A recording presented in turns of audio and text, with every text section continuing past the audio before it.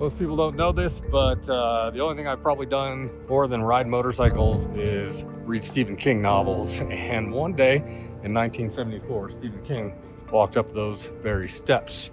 And this place, called the Stanley Hotel, about an hour outside of Denver, became the inspiration of The Shining. So we had to ride up here to check it out. Beautiful ride through the Rocky Mountains, through several national forests, just gorgeous territory on a nice, beautiful day here in Colorado. So obviously I had to check out the Stanley Hotel, and we made a stop here. So let's go see the story behind The Shining and how it got started right here in Colorado.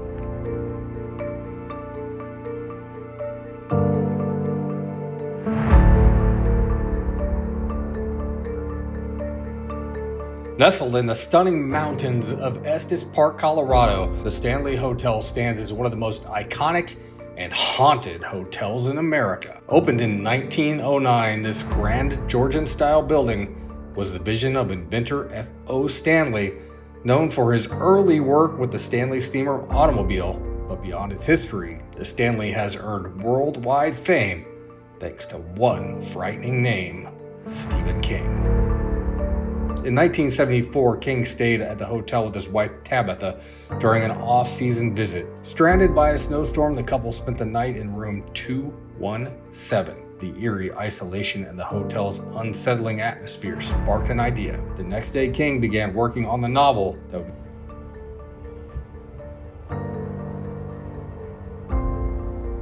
visitors can tour the very places that inspired King's terrifying tale. From the grand ballroom to the dimly lit hallways. Whether you're a fan of the book or the iconic film, the Stanley Hotel offers a glimpse into the haunting inspiration behind one of horror's greatest stories. Will you dare to visit? The spirits of Stanley Hotel may still be waiting for you, especially in room 217. The hotel was actually closed when King and his wife arrived, and they had dinner alone in this big old ballroom. And during that dinner, they swore they felt people watching them. And when they left the ballroom and closed the doors, they could hear a party inside. That is the moment that inspired the iconic ballroom scene from the original movie, The Shining. The original movie wasn't shot here, and it's one of the reasons Stephen King hated the Stanley Kubrick version of the movie. Even though there's memorabilia all over the place, Stephen King shot his own version in the 90s, a miniseries, and part of that included this dollhouse that is still on the grounds today. One of the things that wasn't here when King arrived was the hedge maze, also an iconic scene from the movies now, but the Stanley Hotel has since installed their much more modest hedge maze.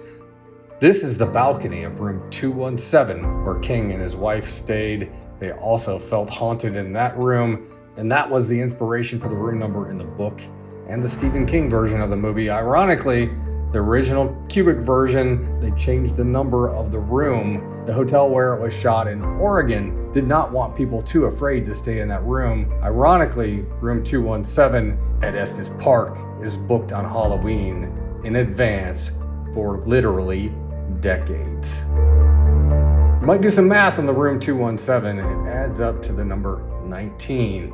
Also an iconic number for Stephen King and his constant readers. The mystery of the number 19 is throughout all of Stephen King's books practically, and it's all over this hotel too. Just take the number 1909, the year that this place was founded, add up those numbers, also 19. The strange and eerie thing about that is Stephen King was using the number 19 in his books before he ever stopped at the Stanley Hotel.